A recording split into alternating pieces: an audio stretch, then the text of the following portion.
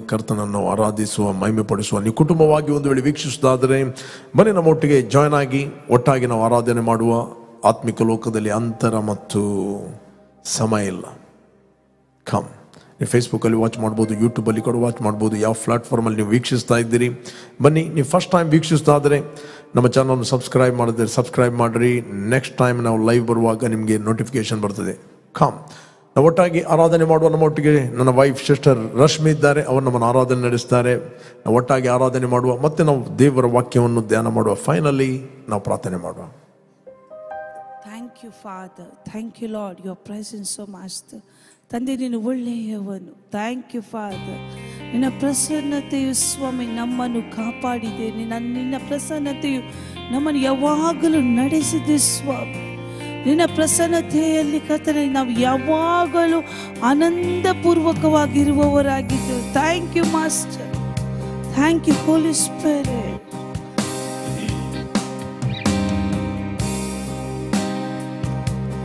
ನಿನ್ನ ಪ್ರಸನ್ನತೆ ನನ್ನಲ್ಲಿ ಮಾತಾಡಿತು. ನಿನ್ನ ಪ್ರಸನ್ನತೆ ನನ್ನಲ್ಲಿ ನೆಲೆಗೊಂಡಿತು. ನಿನ್ನ ಪ್ರಸನ್ನತೆ ನನ್ನಲ್ಲಿ ಮಾತಾಡಿತು. ನಿನ್ನ ಪ್ರಸನ್ನತೆ ನನ್ನಲ್ಲಿ ನೆಲೆಗೊಂಡಿತು. ಆರಾಧನೆ ನಿನಗೆ, ಆರಾಧನೆ ನಾ ಮಾಡುವೆ. ಹಲ್ಲೆಲೂಯಾ, ಆರಾಧನೆ ನಿನಗೆ, ಆರಾಧನೆ ಎಂದೆಂದಿಗೂ. ನಿನ್ನ ಪ್ರಸನ್ನತೆ ನನ್ನನ್ನು ಕಾಪಾಡಿತು. ನಿನ್ನ ಪ್ರಸನ್ನತೆ ನನ್ನನ್ನು ನಡೆಸಿತು. ನಿನ್ನ ಪ್ರಸನ್ನತೆ ನನ್ನನ್ನು ಕಾಪಾಡಿತು. ನಿನ್ನ ಪ್ರಸನ್ನತೆ ನನ್ನನ್ನು ನಡೆಸಿತು. ಆರಾಧನೆ ನಿನಗೆ, ಆರಾಧನೆ ನಾ ಮಾಡುವೆ. ಹಲ್ಲೆಲೂಯಾ, ಆರಾಧನೆ ನಿನಗೆ, ಆರಾಧನೆ ಎಂದೆಂದಿಗೂ. ನಿನ್ನ ಪ್ರಸನ್ನತೆ ನನಗೆ ಜಯ ನೀಡಿತು. ನಿನ್ನ ಪ್ರಸನ್ನತೆ ನನಗೆ ಬಲ ನೀಡಿತು. ನಿನ್ನ ಪ್ರಸನ್ನತೆ ನನಗೆ ಜಯ ನೀಡಿತು. ನಿನ್ನ ಪ್ರಸನ್ನತೆ ನನಗೆ ಬಲ ನೀಡಿತು. ಆರಾಧನೆ ನಿನಗೆ, ಆರಾಧನೆ ನಾ ಮಾಡುವೆ. ಹಲ್ಲೆಲೂಯಾ, ಆರಾಧನೆ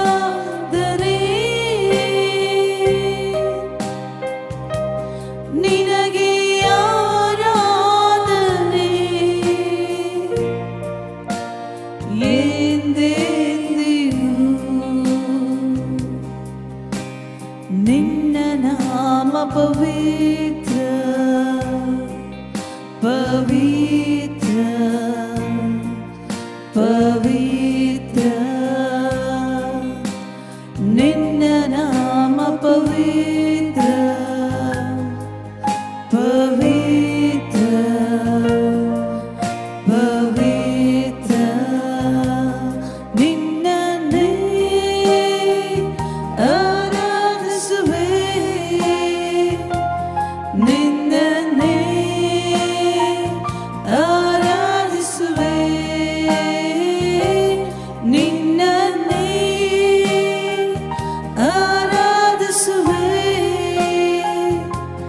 ನಿನ್ನನ್ನೇ ಆರಾಧಿಸುವೆ ನಿನ್ನ ನಾಮ ಪವಿತ್ರ ಪವಿತ್ರ ಪವಿತ್ರ For your name is holy, holy, holy Lord. For your name is holy, holy, holy Lord. Lord, I worship you. I worship you. Lord, I worship you. I worship you. For your name is holy, holy, holy Lord. For your name is holy, holy, holy Lord. ನಾನೆನ್ನನೆ ಪ್ರೀತಿಸುವೆ ನಾನೆನ್ನನೆ ಪ್ರೀತಿಸುವೆ ನಾನೆನ್ನನೆ ಪ್ರೀತಿಸುವೆ ಎಂತಿರುಗೇನು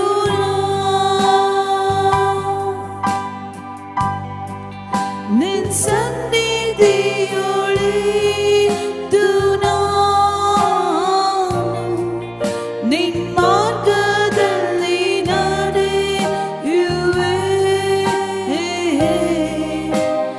ಎಲ್ಲ ಸಮಯ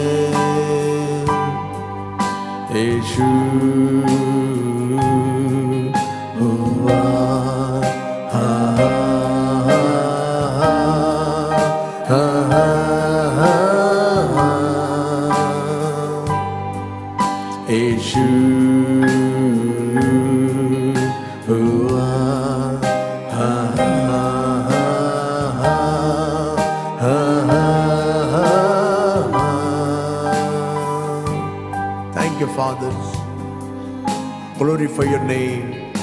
Jesus, we love you. We exalt your name, O God. We exalt your love, exalt your compassion, exalt your mercy, O God. We thank you. Thank you, Lord, your grace.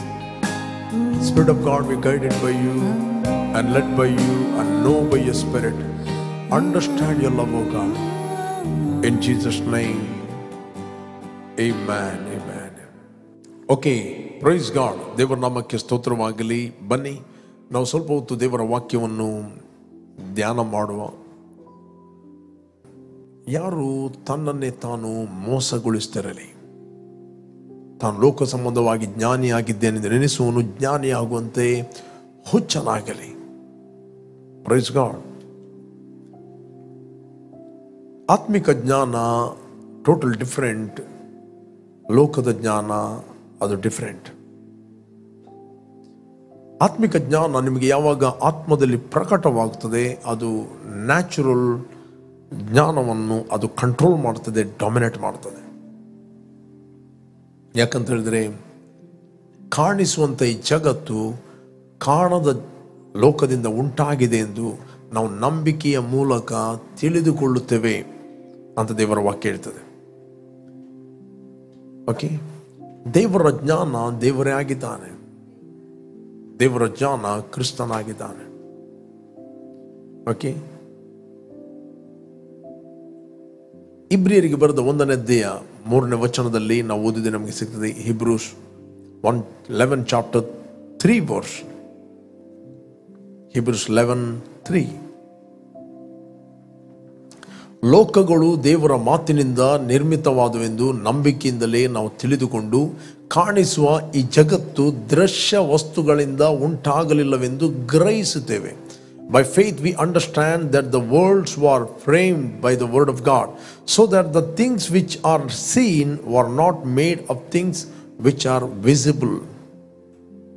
ಲೋಕಗಳು ದೇವರ ಮಾತಿನಿಂದ ನಿರ್ಮಿತವಾದವೆಂದು ನಂಬಿಕೆಯಿಂದಲೇ ನಾವು ತಿಳಿದುಕೊಂಡು, ಕಾಣಿಸುವ ಈ ಜಗತ್ತು ದೃಶ್ಯ ವಸ್ತುಗಳಿಂದ ಉಂಟಾಗಲಿಲ್ಲ ಎಂದು ನಾವು ಗ್ರಹಿಸ್ತೇವೆ. ಏನೆಲ್ಲ ನೀವು ನೋಡ್ತಾ ಇದ್ದೀರಿ, ಸೂರ್ಯ, ಚಂದ್ರ, ಗ್ಯಾಲಕ್ಸಿ, ಏನೆಲ್ಲ ನೋಡ್ತಾ ಇದ್ದೀರಿ, ಲಿವಿಂಗ್ ಥಿಂಗ್ಸ್, ಪ್ರಾಣಿ ಪಕ್ಷಿಗಳು, ಗಿಡ ಮರಗಳು, ವಾತಾವರಣ, ಆಕ್ಸಿಜನ್, ಏನೆಲ್ಲ ನೀವು ನೋಡ್ತಾ ಇದ್ದೀರಿ, ಈ ಕಾಣಿಸುವಂಥ ಜಗತ್ತು ಕಾಣದ ವಸ್ತುಗಳಿಂದ ಉಂಟಾಗುತ್ತೆ, ಕಾಣದ ಲೋಕದಿಂದ ಉಂಟಾಗುತ್ತೆ.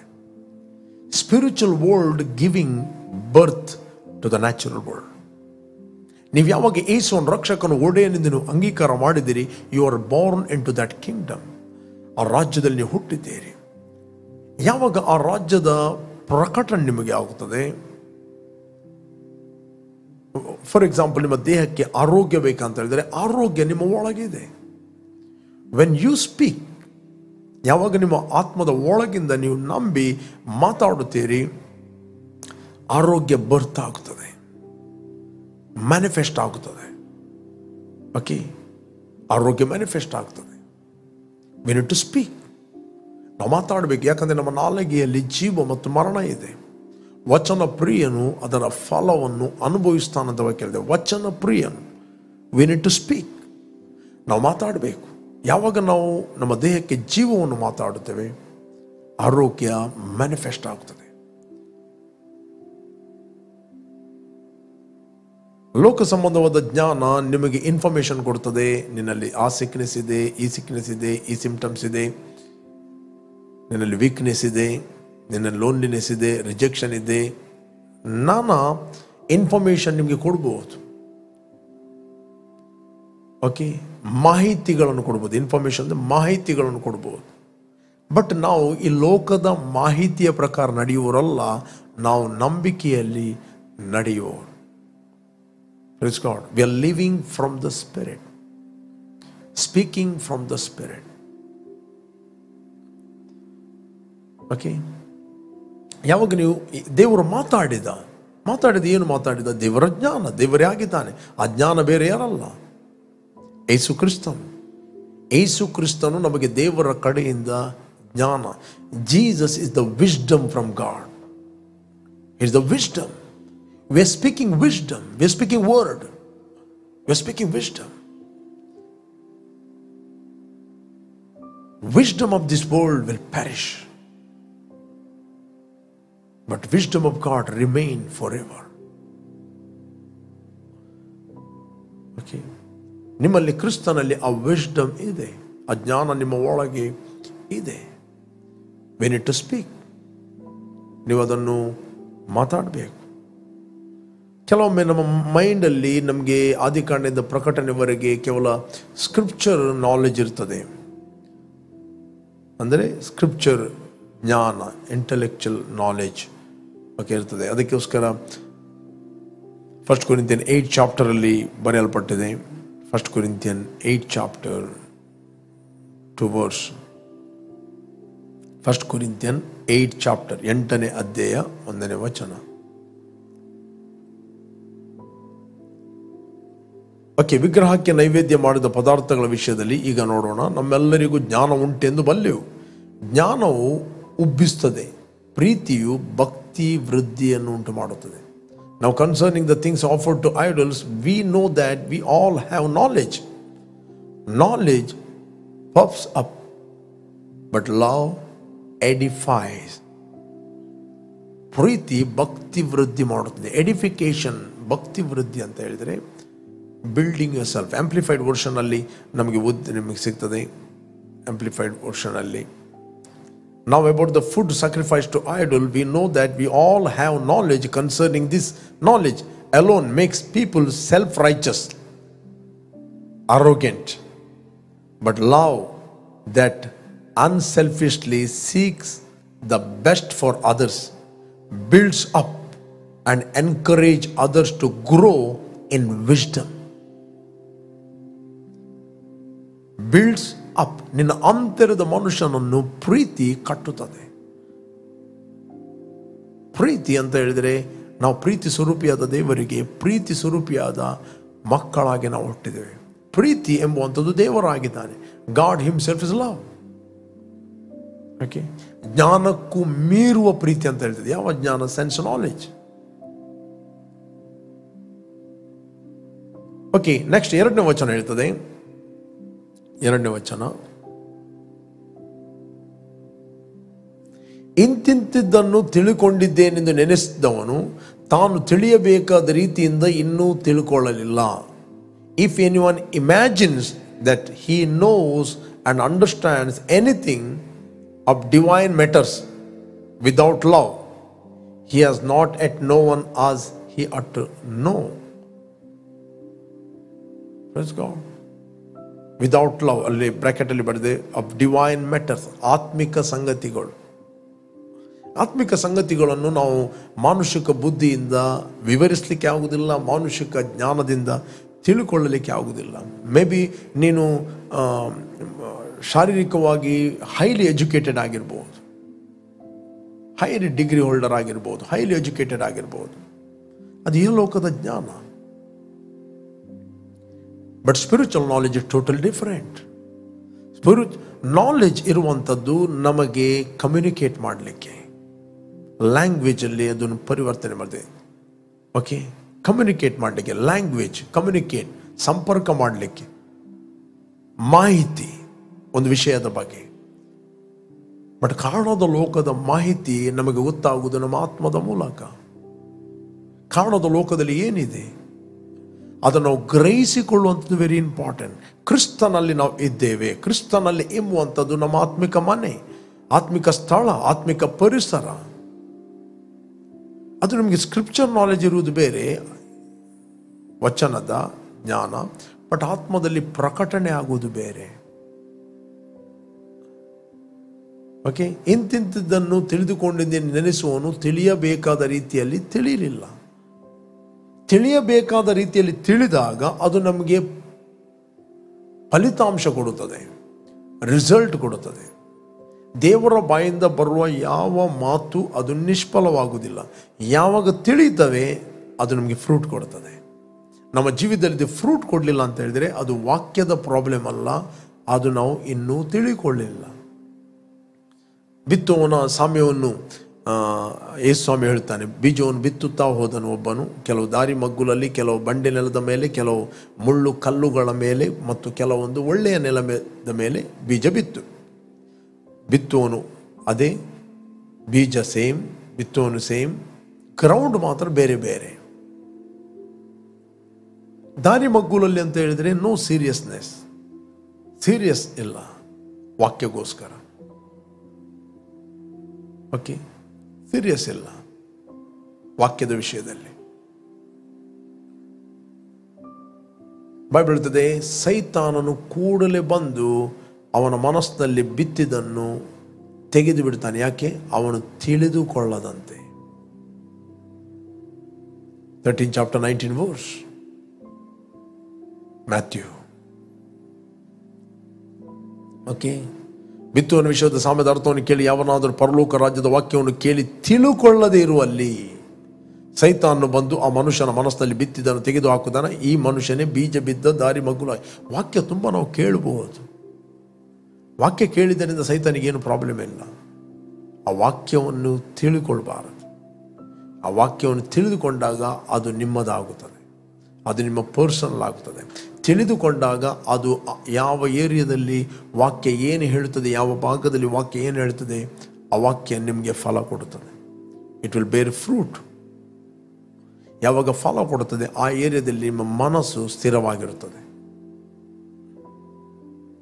ನೀನು ಚಂಚಲನಾಗುವುದಿಲ್ಲ. ಆ ಏರಿಯಾದಲ್ಲಿ ನಿನ್ನ ಮನಸ್ಸು ಸ್ಥಿರವಾಗಿರುತ್ತದೆ. It will establish you. ನಿನ್ನನ್ನು ಸ್ಥಾಪಿಸ್ತದೆ. ಸೈತಾನನ ಕೆಲಸ ಏನಂತ ಹೇಳಿದ್ರೆ, ಅವನು ನಿಮ್ಮ ಆಸ್ತಿ ಪಾಸ್ತಿಯನ್ನು ಕದ್ದುಕೊಂಡು ಹೋಗುವುದಿಲ್ಲ.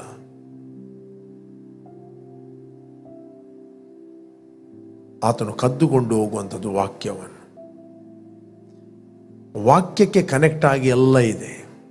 ನಿಮ್ಮ ಫ್ಯಾಮಿಲಿ ಲೈಫ್ ಇದೆ, ನಿಮ್ಮ ಫೈನಾನ್ಸ್ ಇದೆ, ನಿಮ್ಮ ಬಿಸ್ನೆಸ್ ಇದೆ, ನಿಮ್ಮ ರಿಲೇಷನ್ಶಿಪ್ ಇದೆ, ಎವ್ರಿಥಿಂಗ್. ನೋ ವರ್ಡ್, ವಾಕ್ಯ ಹೋಯ್ತು ಅಂತ ಹೇಳಿದರೆ ಅದರ ಹಿಂದೆ ಎಲ್ಲ ಹೋಯಿತು. ಅದು ರೈಲ್ವೆಗೆ ಇಂಜಿನ್ ಇದ್ದ ಹಾಗೆ. ಇಂಜಿನ್ ಸರಿ ಇದ್ದಂದರೆ ಬೋಗಿಗಳನ್ನೆಲ್ಲ ಎಳ್ಕೊಂಡು ಹೋಗ್ತದೆ. ಇಂಜಿನ್ ಸ್ಟಾಪ್ ಮಾಡಿದರೆ ಬೋಗಿಗಳು ಅಲ್ಲೇ ನಿಲ್ತವೆ. ಯಾವಾಗ ನಿಮ್ಮ ಹತ್ರ ವಾಕ್ಯ ನಿಂತು ಹೋಯಿತು, ವಾಕ್ಯ ನಿಮಗೆ ತಿಳಿಯಲಿಲ್ಲ, ಉಳಿದೆಲ್ಲ ಸಂಗತಿಗಳನ್ನು ನೀವು ವಿದೌಟ್ ಇಂಜಿನ್ ಬೋಗಿಗಳನ್ನು ದೂಡಿದ ಹಾಗೆ ಲೈಫನ್ನು. ಅದಕ್ಕೆ ಬೈಬಲ್ ಹೇಳ್ತದೆ, get the wisdom in all the getting. ಜ್ಞಾನವನ್ನು ಪಡೆ. ಅದರಿಂದ ದೇವರ ವಾಕ್ಯವನ್ನು ಕೇಳಿದರೆ ಸಾಲದು, ಅದನ್ನು ಸೀರಿಯಸ್ ಆಗಿ ತೆಗೆದುಕೊಂಡು ನಾವು ಅದನ್ನು ಧ್ಯಾನ ಮಾಡಬೇಕು, ಮೆಡಿಟೇಟ್ ಮಾಡಬೇಕು. ಪುನಃ ಪುನಃ ಆ ವಾಕ್ಯವನ್ನು ನಾವು ಕೂತ್ಕೊಂಡು ಧ್ಯಾನ ಮಾಡಬೇಕು. ಹೇಗೆ ಧ್ಯಾನ ಮಾಡೋದು? ಕೂತ್ಕೊಂಡು ಜಸ್ಟ್ ಕಣ್ಣು ಮುಚ್ಚಿರಿ, ಪುನಃ ಪುನಃ ಹೇಳ್ರಿ, ನಾನು ಕ್ರಿಸ್ತನಲ್ಲಿ ದೇವರಿಂದ ಹುಟ್ಟಿದವನು, ನಾನು ನೂತನ ಸೃಷ್ಟಿ. ನೀವು ಒಳಗಿಂದ ನಂಬಿ ಹೇಳಿರಿ. ನೀವು ಪುನಃ ಪುನಃ ಪುನಃ ಪುನಃ ಹೇಳುತ್ತಿರುವಾಗ ನಿಮ್ಮ ಮನಸ್ಸು ನೂತನವಾಗ್ತದೆ. ನಿಮ್ಮ ಮನಸ್ಸು ಏನಾಗ್ತದೆ? ನೂತನವಾಗ್ತದೆ. You are going to renew your mind. You are going to renew your mind. ವಾಕ್ಯದ ಮೂಲಕ ನಿಮ್ಮ ಮನಸ್ಸನ್ನು ನೀವು ನೂತನಪಡಿಸ್ತೀರಿ. ವಾಕ್ಯ ನಿಮ್ಮಲ್ಲಿ ನೂತನವಾಗುತ್ತದೆ. ವಾಕ್ಯ ನಿಮ್ಮ ಇನ್ನರ್ ಇಮೇಜನ್ನು ಬದಲಾಯಿಸ್ತದೆ. ಆ ವಾಕ್ಯ ಏನು ಹೇಳ್ತದೆ ಅದು ನಿಮ್ಮ ಒಳಗೆ ಕೂತ್ಕೊಂಡಾಗ ಅದು ನಿಮ್ಮಲ್ಲಿ ಫ್ರೂಟ್ ಕೊಡುತ್ತದೆ. ನಿಮ್ಮ ಅಂತರದ ಕಣ್ಣುಗಳನ್ನು ವಾಕ್ಯದ ಮೂಲಕ ನೀವು ನಿಮ್ಮ ಕಣ್ಣ ಮುಂದೆ ಇರುವುದಂದರೆ ವಾಕ್ಯದ ಮೂಲಕ ನಿಮ್ಮನ್ನು ನೋಡಿದರೆ ಅದು ಹೆಲ್ತ್ ಬೇಕಾದರೆ ಹೆಲ್ತ್ ಪ್ರೊಡ್ಯೂಸ್ ಮಾಡ್ತದೆ. ಅದಕ್ಕೆ ಕೆಲವೊಮ್ಮೆ ನಾವು ತುಂಬ ವಾಕ್ಯವನ್ನು ಕೇಳ್ತೇವೆ, ಬಟ್ ಕೆಲವೊಮ್ಮೆ ಕೇವಲ ಸ್ಕ್ರಿಪ್ಚರ್ ನಾಲೆಜ್ ಇದ್ದಾಗ ಇಂತಿಂತಿದ್ದನ್ನು ತಿಳಿದಿದ್ದೇನೆಂದು ನೆನೆಸುವವನು ತಿಳಿಯಬೇಕಾದ ರೀತಿಯಲ್ಲಿ ತಿಳಿಯಲಿಲ್ಲ. ತಿಳಿದರೆ ಅದರ ರಿಸಲ್ಟನ್ನು ಕಾಣುತ್ತೆ, ಅದರ ಫಲಿತಾಂಶವನ್ನು ಕೇಳ್ತಿ. You will walk in divine health. ಆರೋಗ್ಯದ ಬಗ್ಗೆ ನಿಮಗೆ ಸ್ಕ್ರಿಪ್ಚರ್ ಗೊತ್ತಿರ್ಬೋದು ತುಂಬ. ಆತನು ಯೆಹೋವ ರಾಫಾ ಆಗಿದ್ದಾನೆ. ಐಗುಪ್ತರಿಗೆ ಉಂಟು ಮಾಡಿದ ಯಾವ ವ್ಯಾಧಿಯು ನಾನು ನಿಮ್ಮ ಬಳಿಗೆ ಬರಗೊಡಿಸ್ತಿಲ್ಲ. ಚೀಯೋನಲ್ಲಿ ಹುಟ್ಟಿದವನು ನಾನು ಅಸ್ವಸ್ಥನಲ್ಲ. ಅಥವಾ ನಾವು ಪಾಪದ ಪಾಲಿಗೆ ಸತ್ತು ನೀತಿವಂತರಾಗಿ ಜೀವಿಸುವಂತೆ ಆತನ ಪಾಪಗಳನ್ನು ತನ್ನ ದೇಹದ ಮೇಲೆ ಹೊತ್ತುಕೊಂಡು ಹೋದನು. ಆತನ ವಾಸನೆಗಳಿಂದ ನಿಮಗೆ ಗುಣವಾಯಿತು. ನಾವು ಆರೋಗ್ಯವಾಗಿದ್ದೇವೆ. ತುಂಬ ಸ್ಕ್ರಿಪ್ಚರ್ ಗೊತ್ತಿರ್ಬೋದು. ಯಾವಾಗ ಆ ಸ್ಕ್ರಿಪ್ಚರ್ ನಿಮ್ಮ ಒಳಗೆ ಪ್ರಕಟಣೆ ಆಗ್ತದೆ, ನಿಮಗೆ ತಿಳಿಯುತ್ತದೆ, ಆಗದು ಆರೋಗ್ಯವನ್ನು ಪ್ರೊಡ್ಯೂಸ್ ಮಾಡ್ತದೆ. ನಿಮ್ಮ ದೇಹದಲ್ಲಿ ಆರೋಗ್ಯ ಇಲ್ಲ ಅಂತ ಹೇಳಿದರೆ ಅದಕ್ಕೆ ದೇವರು ಕಾರಣನೂ ಅಲ್ಲ. ದೇವರು ಏನೆಲ್ಲ ಮಾಡಲಿಕ್ಕೆ ಇದೆ ಕಲ್ವಾರಿ ಕ್ರೂಜೆಯಲ್ಲಿ ಮಾಡಿ ಫಿನಿಶ್ ಮಾಡಿದ್ದಾನೆ. ಆರೋಗ್ಯ ಎಂಬುವಂಥದ್ದು ಒಂದು ದಿನ ಆತನು ಕೊಡುವಂಥದ್ದಲ್ಲ. ಆರೋಗ್ಯ ಎಂಬುವಂಥದ್ದು ದೇವರು ಆಲ್ರೆಡಿ ಕ್ರಿಸ್ತನಲ್ಲಿ ಕೊಟ್ಟಿದ್ದಾನೆ. ದ ಪ್ರಾಬ್ಲಮ್ ಏನಂತ ಹೇಳಿದ್ರೆ ನಾವು ವಾಕ್ಯವನ್ನು ತಿಳಿಯಬೇಕಾದ ರೀತಿಯಲ್ಲಿ ತಿಳಿಯಲಿಲ್ಲ. ಜ್ಞಾನವು ಉಬ್ಬುತ್ತದೆ, ಪ್ರೀತಿಯು ಭಕ್ತಿ ವೃದ್ಧಿ ಮಾಡುತ್ತದೆ. ಒಮ್ಮೆ ನನಗೆ ಗೊತ್ತಾಯಿತು ಅಂತ ಹೇಳಿದಾಗ there is a pride. ಕೆಲವೊಮ್ಮೆ ಸಭೆಗೆ ಕೆಲವರು ಬರ್ತಾರೆ, ಅವರು ವಾಕ್ಯ ಕೇಳುವುದಿಲ್ಲ, ಇದು ನನಗೆ ಗೊತ್ತು, ಇದು ನನಗೆ ಗೊತ್ತು. ಅವ್ರು ಯಾವುದೋ ಒಂದು ಮೊಬೈಲಲ್ಲಿ ಇರ್ತಾರೆ, ಯಾವುದೊಂದು ಟೈಪ್ ಮಾಡ್ತಾ ಇರ್ತಾರೆ.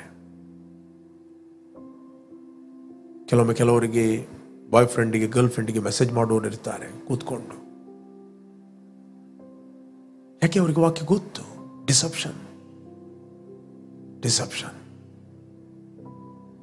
ಎಲ್ಲಿವರೆಗೆ ಒಂದು ವಾಕ್ಯ ಪುನಃ ಬರ್ತಾ ಇದೆ ಅಂತ ಹೇಳಿದ್ರೆ ಅದು ಬೋಧಕನ ಪ್ರಾಬ್ಲಮ್ ಅಲ್ಲ, ಕೇಳುವವನ ಪ್ರಾಬ್ಲಮ್. ಯಾಕಂದರೆ ನೀನು ತಿಳಿಯಬೇಕಾದ ರೀತಿಯಲ್ಲಿ ನೀನು ತಿಳಿಯಲಿಲ್ಲ. ಎಲ್ಲಿವರೆಗೆ ನೀನು ತಿಳಿಯುವುದಿಲ್ಲೋ ಅಲ್ಲಿವರೆಗೆ ದೇವರು ಮಾತಾಡುತ್ತಾನೆ. ಒಂದು ಬಂಡೆಗೆ ಚಮಟಿಕೆಯಿಂದ ಒಬ್ಬ ವ್ಯಕ್ತಿ ಹೊಡೆಯುತ್ತಾನೆ. ಎಲ್ಲಿವರೆಗೆ ಹೊಡೆಯುತ್ತಾನೆ? ಆ ಬಂಡೆ ಒಡೆಯುವವರಿಗೆ ಹೊಡೆಯುತ್ತಾನೆ.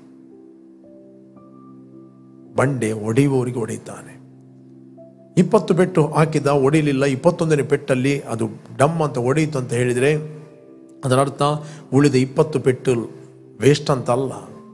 ಪ್ರತಿಯೊಂದು ಪೆಟ್ಟು ಅವನು ಹಾಕುತ್ತಿರುವಾಗ ಆ ಬಂಡೆಯ ಸ್ಟ್ರೆಂತ್ ವೀಕ್ ಆಗ್ತದೆ.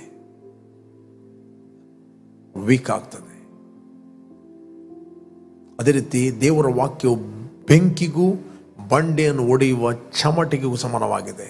ಎವ್ರಿ ಟೈಮ್ ನಿಮ್ಮ ವಾಕ್ಯವನ್ನು ಕೇಳ್ತಿರುವಾಗ ನಿಮ್ಮ ಮೈಂಡಲ್ಲಿ ಇರುವಂಥ ದುಷ್ಟನು ಹಾಕಿದ ನ್ಯಾಚುರಲ್ ಸ್ಟ್ರಾಂಗ್ ಹೋಲ್ಡ್ಗಳ ಆ ಕೋಟೆಯನ್ನು ಒಡೆಯುತ್ತದೆ. ನೀವು ಪುನಃ ಕೇಳುವಾಗ ಅದು ಏನಾಗ್ತದೆ? ಆ ಸ್ಟ್ರಾಂಗ್ ಹೋಲ್ಡ್ ಒಡೆದು ನಿಮ್ಮ ಒಳಗೆ ಪ್ರಕಟಣೆ ಆಗಲಿಕ್ಕೆ ಪ್ರಾರಂಭವಾಗ್ತದೆ. ನಿನ್ನ ಒಳಗಿಂದ ಜೀವಕರವಾದ ನದಿಗಳು ಉಕ್ಕಿ ಹರಿಯುತ್ತವೆ. ಆ ಜೀವ ಉಕ್ಕಿತ್ತು ಅಂತ ಹೇಳಿದರೆ ನಿನಗೆ ಪ್ರಕಟಣೆ ಆಯಿತು. You sense that life is stir in your spirit. ಅದಕ್ಕೆ ಬಾಯಿ ಬೀಳ್ತದೆ, ಇಂತಿಂತಿದ್ದನ್ನು ತಿಳಿದುಕೊಂಡಿದ್ದೇನೆಂದು ನೆನೆಸುವನು ತಿಳಿಯಬೇಕಾದ ರೀತಿಯಲ್ಲಿ ತಿಳಿಯಲಿಲ್ಲ. ಜ್ಞಾನವು ಉಬ್ಬುತ್ತದೆ, ಪ್ರೀತಿಯು ಭಕ್ತಿಯನ್ನು ವೃದ್ಧಿ ಮಾಡುತ್ತದೆ. ಎಲ್ಲಿಂದ ನೀವು ವಾಚ್ ಮಾಡ್ತಾ ಇದ್ದೀರಿ? ಏನು ಥಿಂಕ್ ಮಾಡ್ತಾ ಇದ್ದೀರಾ? ಏನು ಕಲ್ಪನೆ ಮಾಡ್ತಾ ಇದ್ದೀರಿ? ಏನು ಆಲೋಚನೆ ಮಾಡ್ತಾ ಇದ್ದೀರಿ? ದೇವರು ನನ್ನ ಬಗ್ಗೆ ಮಾತಾಡ್ತಾ ಇದ್ದಾನೆ ಅಂತ ತಿಳಿಸ್ತಾ ಇದ್ದೀರಾ? God is speaking to you. Don't be proud. The proud is a stronghold. The pride is a stronghold. Stronghold in your mind.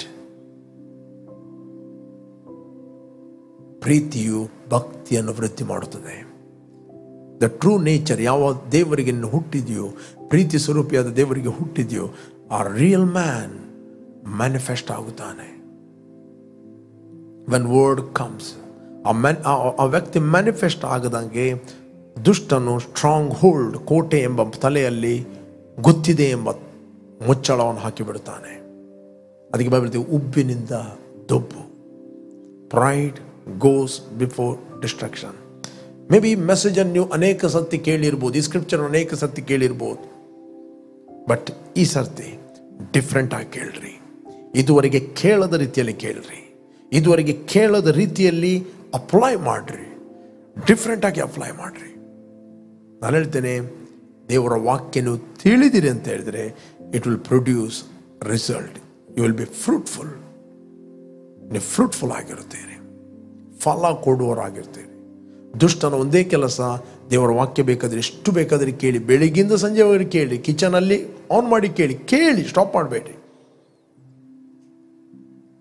But ಅದನ್ನು ತಿಳಿದುಕೊಳ್ಬೇಡ್ರಿ. ಕೆಲವರು ಹೇಳ್ತಾರೆ, ಫಾಸ್ಟರ್ ನಾನು ಬೆಳಗ್ಗಿಂದ ಸಂಜೆವರೆಗೆ ನಿಮ್ಮ ವಾಕ್ಯವನ್ನು ಕೇಳ್ತಾ ಇದ್ದೇನೆ, ಕಿಚನಲ್ಲಿ ಕೇಳ್ತೇನೆ, ಗಾಡಿಯಲ್ಲಿ ಹೋಗೋಕೆ ಕೇಳ್ತೇನೆ, ಕೂತ್ಕೊಳ್ಳೋಕೆ ಕೇಳ್ತೇನೆ, ಹೇಳುವಾಗ ಕೇಳ್ತೇನೆ. ನೀವು ಹೇಳಿದ್ರೆ ವಾಕ್ಯ ಕೇಳಿದರೆ, ಹೌದು ಕೇಳಿ, ಬಟ್ ಕೇಳಿ ಪರ್ಸನಲ್ ಆಗಿ ಕೇಳ್ರಿ. ಅದನ್ನು ಮೆಡಿಟೇಟ್ ಮಾಡಿ ಕೂತ್ಕೊಳ್ರಿ. ಅದರೊಟ್ಟಿಗೆ ಎಗ್ರಿಯಾಗಿ ಮಾತಾಡ್ರಿ. ನಾನು ಹೇಳ್ತೇನೆ, ಆ ವಾಕ್ಯ ನಿಮ್ಮಲ್ಲಿ 100% ಫಲ ಕೊಡ್ತದೆ. ಅದಕ್ಕೆ ಬೈಬಲ್ ಹೇಳ್ತದೆ, ನಿಮ್ಮನ್ನೇ ನೀವು ಮೋಸ ಮಾಡಬೇಡ್ರಿ. ಈ ಲೋಕ ಸಂಬಂಧವಾಗಿ ನನ್ನ ಆ ಡಿಗ್ರಿ ಇದೆ, ಈ ಕ್ವಾಲಿಫಿಕೇಷನ್ ಇದೆ, ಈ ಎಜುಕೇಷನ್ ಇದೆ, ಈ ಲೋಕ ಸಂಬಂಧವಾಗಿ ಜ್ಞಾನಿಯಾಗಿ ನಿಂದೆ ನೆನೆಸುವವನು ಜ್ಞಾನಿಯಾಗುವಂತೆ ಹುಚ್ಚನಾಗಲಿ. ಬಟ್ ಯಲೋಕ ಜ್ಞಾನವನ್ನು ದೇವರು ನಿಮ್ಮ ನೆಗ್ಲೆಕ್ಟ್ ಮಾಡೋದಿಲ್ಲ. When you apply the spiritual knowledge you will excellent. It will make you wise.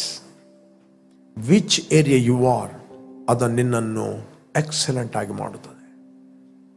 ದೇವರು ಅದನ್ನು ಡಿನೈ ಮಾಡೋದಿಲ್ಲ.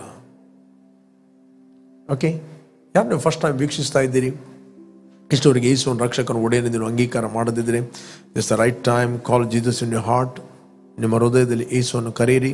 Will pray for you. ನಿಮಗೋಸ್ಕರ ಪ್ರಾರ್ಥನೆ ಮಾಡುತ್ತೇನೆ. Thank you lord. ಭೂಮಿ ಆಕಾಶಗಳನ್ನು ಉಂಟು ಮಾಡಿದ ಸರ್ವಶಕ್ತನಾದ ತಂದೆ, ಯೇಸುವಿನ ನಾಮದಲ್ಲಿ ನಾವು ನಿನ್ನ ಸನ್ನಿಧಿಯಲ್ಲಿದ್ದೇವೆ. ನೀನು ಸುರಿಸಿದ ರಕ್ತದ ಮೂಲಕ ನಮ್ಮ ಅಪರಾಧಗಳು ಪರಿಹಾರವಾಗಿ ನಮಗೆ ಬಿಡುಗಡೆ ಆಯಿತು. ನಾವು ಮರಣದಿಂದ ಪಾರಾಗಿ ಕ್ರಿಸ್ತನಲ್ಲಿ ಜೀವಕ್ಕೆ ಸೇರಿದ್ದೇವೆ. Thank you Holy Spirit. ತಂದೆ, ಯಾರೆಲ್ಲ ವಾಕ್ಯ ಕೇಳ್ತಾರೆ ಅವರೆಲ್ಲರೂ ಅಂತರ್ಯದಲ್ಲಿ ಬಲಗೊಳ್ಳಲಿ, ಪ್ರಜ್ವಲಿಸಲಿ, ಫ್ರೂಟ್ಫುಲ್ ಆಗಲಿ. ಇನ್ Jesus name, amen, amen, amen.